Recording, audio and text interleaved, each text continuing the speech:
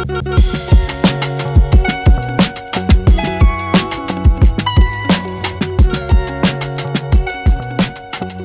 I'm Matthew Herzberg. And hi, I'm Cary Herzberg. And this is the Myopia Mindset, your weekly dose of motivation, inspiration, and education on your path towards success with myopia management.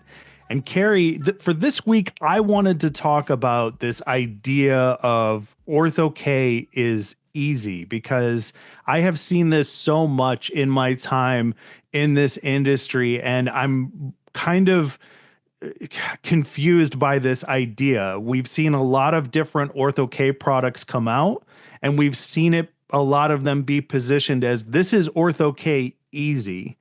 And I want to talk about why that is and whether that's beneficial or harmful towards the industry as a whole. What do you think? Well, you use the imagery there. I think of the easy button, right? It's right there. Yeah. And, just press the easy button and it's all done. I think that's kind of like the goal here, is to make Ortho-K like that. There are, we're going to talk about reasons why that may or may not work. But I mean, it's interesting that the industry is moving forward with that, and I think it's a correct move on their part, personally. Okay. To try to get that concept across, because Ortho-K is intimidating. I mean, it always has been intimidating. It's outcomes aren't always certain, even with the easy button. But I think it's a good thing to get people involved, more people involved in this. But I don't want them to get more involved and then find out that it's not presented as the way it is, and it's not a reality, and it's a lot, and then they stop doing it for the reasons that they got irritated or upset, they didn't meet the expectations. So we don't want to see that either. Yeah, and that's kind of my position on it. That's part of my confusion, because I've seen not harm, but I have seen a dropout rate when Ortho-K has been positioned as easy, and then it turns out it's not easy, for that practitioner. And that is an easy way for them to abandon their pursuit of myopia management. Yeah, and I think this is really fundamental stuff. I think, if you think about the generations, my generation grew up with PMA lenses, and the rigid lens, and we fit rigid lenses on the eyeball, and we could see what that did and didn't do. We could refine our fits, but we were used to looking at it. Today's generations don't have any experience with that. They're fitting mostly all soft lenses. So when you put this object on the eye, they don't know what to expect. I mean, even their staff doesn't even know how to present it, because it takes different types of solutions. It takes different kind of care systems. It's not easy. There's a learning curve. So I'll be fascinated to see how, our great supporters here in the industry deals with that, because it's, you're trying to jump someone into a place that's like, maybe we need the TARDIS, Doctor Who here. We need to go take them all back to, the pre-soft lens era, so you can get just a little bit of contact with that. So it would make it a little bit simpler for them. Right. So do you agree with me that Ortho-K is not easy at this point in time? Well, okay. About 80% of your Ortho-K fits, 75 to 80% of your Ortho-K fits are going to work. All right. And so that's a B, right? That's not an A, it's a B. So if a B is good enough, right, why shouldn't it be good enough for Ortho-K? I think if you look at it that way, you can see where they're coming from. The problem with all that is that the doctors, and they should have a problem with this, they want to fit those other 20% successfully. And after they do this enough, they want to have that 80% be as good as they can make the 80%. Some doctors aren't like this. There's a group of us that are just nerds with this thing, and we want to do the best we can. And if you're talking about myopia control, you can generate higher levels of myopia control with custom fitting. That's been, Eddie Chow did a groundbreaking work on that. So there's where the conundrum starts. I've seen topographer companies come in as an example and say, all you need to do is capture 70% of the cornea, and that's sufficient. That might be for a soft lens, but a custom fit lens like an Ortho-K lens, that's not good enough. Okay, you got to have 90% or more. Right. So I think that's where we kind of like lose this divide in a bit. And, we don't want to see what, both you and I witnessed with the ability overnight. which was the fact that, basically doctors and their staff weren't taking good enough topographies for a topography-based system. Right. And the lens would often be a problem because the topographies weren't good enough. Not the lens fault the lens at all, but just the capture of the topography. So this is a really complex subject. And I don't know if you can answer this with a hard or easy thing. In one respect, I love the easy aspect because I love to get more doctors involved in doing this thing and grow the community. On the other aspect, I don't want them to look around and say, you know what, this wasn't what I anticipated. I'm not going to do this anymore or fail at it. So we don't want to be there. So, but the good news is that a lot of these new systems that are coming out are pretty darn good. I mean, they've done a heck of a job, and we can talk about that in another podcast, name names, take prisoners, basically, name names.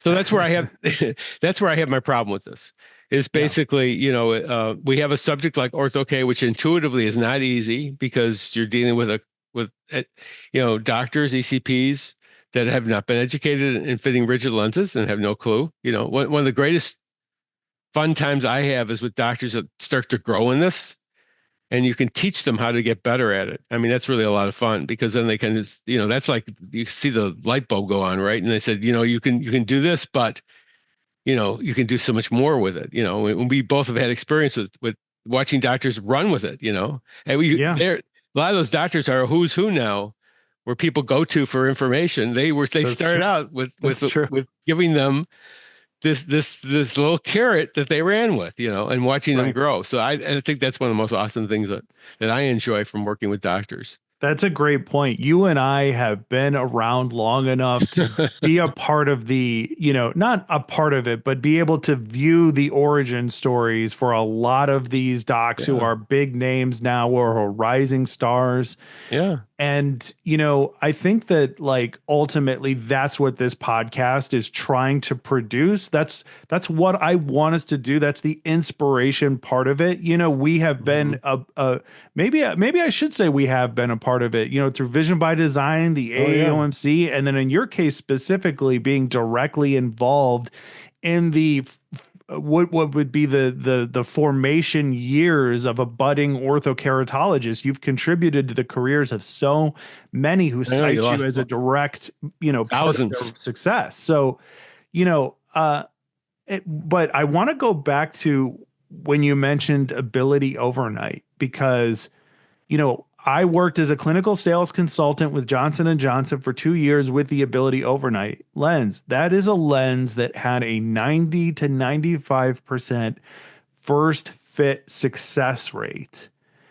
And that is a pretty awesome thing to be able to put in front of your prospective customer, And I would have to always tell them, this is a lens that has a 90 to 95% first fit success, but we need to understand the pillars, the things we need to do in order to get into that range of success.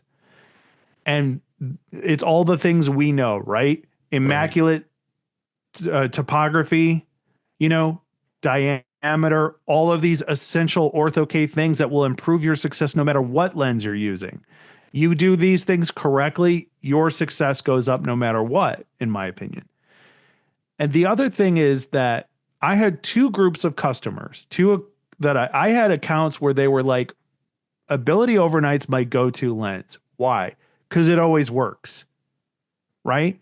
And then I had accounts where like, this lens sucks. I don't like it. I don't know what's happening.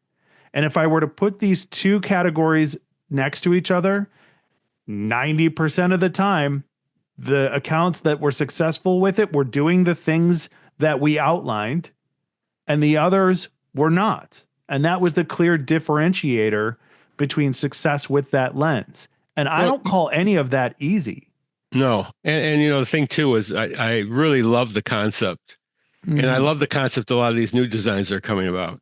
Yeah. And I think we need to share that with our audience at appropriate times, because there's some amazing stuff coming out, and those are awesome products. But I enjoy the idea of being able to say,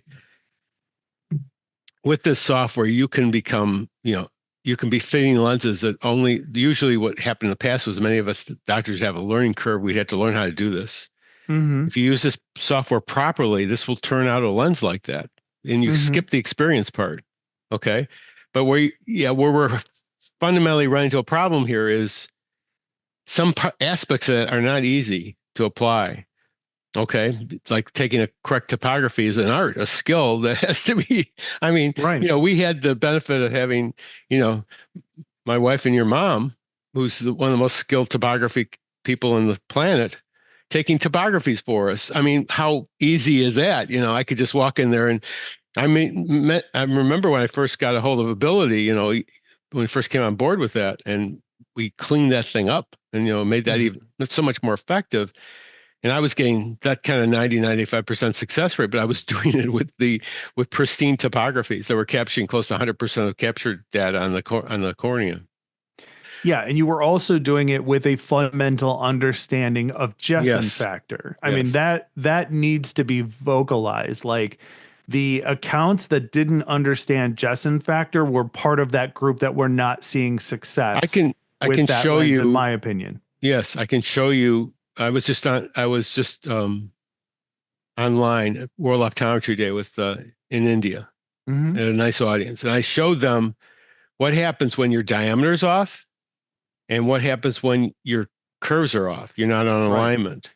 It's the same cornea fitting it with different, and you could see. We'll have an opportunity to show this to our audience because these are wonderful training tools. Basically, getting away with the idea that there is really one ideal diameter and there's one ideal curvature. That's Bill Burke's whole concept. That Bill never got to in any of his lectures with. Unfortunately, we got to that point when any of his lectures with the Academy. But there is a lens fit for that eye, and if you're off of that lens fit, like for instance, diameter simply, if your diameter is too large, it's too tight. If your diameter is too small, it's too loose. It changes everything about that fit. And to understand that, and then to take that and use it, there's a learning curve there. Yeah. Even with an easy tool, there's a learning curve to understand what that means.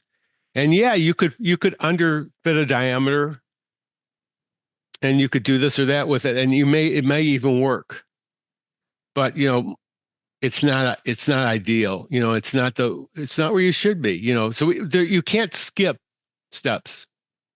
I don't know how else to say it. Even if this thing is an easy product to use, you still can't skip steps. And we fail at this so many different ways because this is myopia itself isn't taught. Those steps are not taught. So what happens is it's a secondary education tool. You have to go to the meeting, which is Vision by Design, to get there. I love GSLS, and that's a great meeting. But if you really want to know about myopia, it's going to be covered fully there. GSL still touch on parts of it, and they do a great job with it. But I think Vision by Design, and I'm partial. It's our baby. Yep. But that's the place to go. So it's that's where the easy button, and I have we kind of, that's where you diverge from the easy button. And I love the idea of it. When I was working with as a consultant with them, I told them that this is the greatest concept in the world to be able to do this J&J. Yeah. And the other products that are out there now are going to be offering very similar things too, that they're very well conceived. So I love that, but we can't skip the fundamental stuff. Somewhere along the line. That's the stuff that's being skipped first, though. Yeah, it's being skipped a lot. And maybe what happens is a platform that we're talking about here, with Myopia Mindset, was where that gap gets filled in, totally, that it's done, or in conjunction with Vision by Design, other places, that we can get them into and out of. We were talking earlier before we even got online, officially, that this platform, there's nothing else like it on the planet, where you can talk and communicate like this on myopia. You're here weekly, with podcasts and, for doctors and their staff to listen to. So, I mean, that's something we're going to have to deal with, in each and every product that comes out there. It's how these companies deal with that gapping. Is it a consultant that will do that then on the phone? Right. Yeah. And how far is that going to go far enough to answer that query? I mean, Paragon had years of experience with this, and they're great staffs of trying to simplify that. And they did a pretty nice job of it, Yeah. Love that product. And so, it's just, we're going to have to be prepared for that somehow, that, you're going to have to teach doctors how to fit the lens. I mean, it sounds like, so there's two things I want to cover. The first one, it sounds like that's an eventuality. Ortho-K is easy is something in the future, because everything I'm hearing right now is it's not easy. If docs are skimping on the fundamentals, then none of this is going to be easy. Well, I mean? is that the fault of Ortho-K, or is it the fault of our education? That's where you come into it. I mean, I don't know where exactly to place the blame. I interviewed Andrew Brower, and I asked him flat out, like, why did he think that there were docs who were cutting corners specifically on topography? Because topography is super important to Dr. Brower. We talk a lot about it in that episode. And I said, well, why is this, if you understand this to this extent, why are other docs cutting corners on it? And he said, ignorance. Here's the thing, though. Andrew's fitting a system that's based on topography-based system, an excellent system that he's doing with that. Okay, it was topography-based, and Aon, it was topography-based as well. There are other systems out there that are not topography-based. Right. Where you can actually just supply Ks and refraction, and you can get a reasonably good outcome on them. And you have people, and we'll talk about those people. We got some all-stars working for some of these companies now, these new launches that are really skilled and have cut their teeth on this industry. So I guess the question for us is going to be more so, let's see what they do with this. Let's see how they manage this. I'm willing to give them the space to see if they can, pull this thing off properly. But in my own mind, I really feel like it's just a fundamental lack of training that a lot of doctors haven't had, and the gap has to be filled in somehow. I mean, we can't, if we could pile 10,000 doctors into Vision by Design, they'd be thrilled, by the way. They wouldn't have room. Kind of like the academy meetings. We can put those doctors in there and have them go through these courses that they have there. I mean, then you're going to change an industry. Because you're going to get that fundamental stuff. But yet, even at that point, Matt, and I think you remember this, we would have people coming through boot camp, right? And they still had a failure to launch, right? It didn't work out for them. Even going through all that stuff where they covered the fundamentals. So there's a variety of reasons for that. Yes. Though. Like that's the thing about myopia, and this was my second point, is like, I don't know if anything can be easy in myopia, because so many things are rabbit holes within rabbit holes within rabbit holes. Here's a perfect example. You may go to Vision by Design and have the best weekend of your professional life, or best week of your professional life. And then you go home and then are not able to get your staff on board for Ortho-K or myopia, whatever it is you're doing. And that's a failure to launch right there. Right. I have been in practices where I've tried to sit down and train the staff how to take topography like Chris Herzberg does. Yeah. And it is not working. They are not invested. And I've had to okay, we're going to take a break. And then I pull the doctor aside and I say, hey, if they don't get this down, you're going to have to take the images yourself. Can you help me out here? And the doctor looked me right in the eye and said, look, if they don't want to do it, this isn't going to happen. I was like, well, then what am I doing here? Like, why am I here? Here's the thing, though, and that's true. Absolutely true what you're saying. But there's, I don't know if it's equivalent, but there's something called what they describe as the third estate. You have experiences that, and hopefully you'll be talking about some really exciting stuff that's coming on. You and I have discussed this already, and hopefully this will, be in coming episodes that we'll be able to share this. But there's the industry itself is stepping up here finally. And there are some things that they're doing that makes doctors, I mean, the concept of myopia, we talked about myopia being an education thing. I've heard some pretty exciting stuff from you about what's coming. And I I'm always eternally the optimist. Yeah. The glass is always half full, at least. It's never half empty. That's just the way I look at life. And, yes, there's an end game for me. I'm sure my glass is going to have plenty of holes in it, and then it's a game over, But until that happens, no, that's the way I look at things. So that we have that industry here that's going to play a part. And already some of the things I'm hearing from you I'm excited because they're going to aid in this job that we're talking about, this, and maybe make this job a lot easier for the practice to make that jump, Yeah. And I think we're going to be talking about this more and more in the future, and talking about challenges that are ahead for us. But I remain positive that we can fill those gaps in. That the things we're talking about, that that will happen. I remember back in the day, we had before touchscreens were in. This one company came out with a touchscreen system.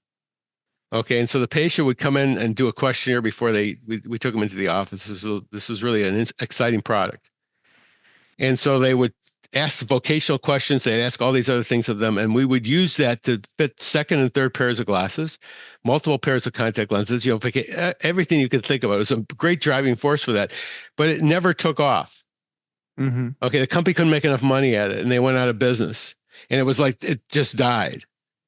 Because there was this in fact, touchscreen, this technology just kind of died for a while. You just to find anything like this. This was, when they pulled a plug on that, it was like, well, what are we going to do now? Because we were really doing, great guns with that.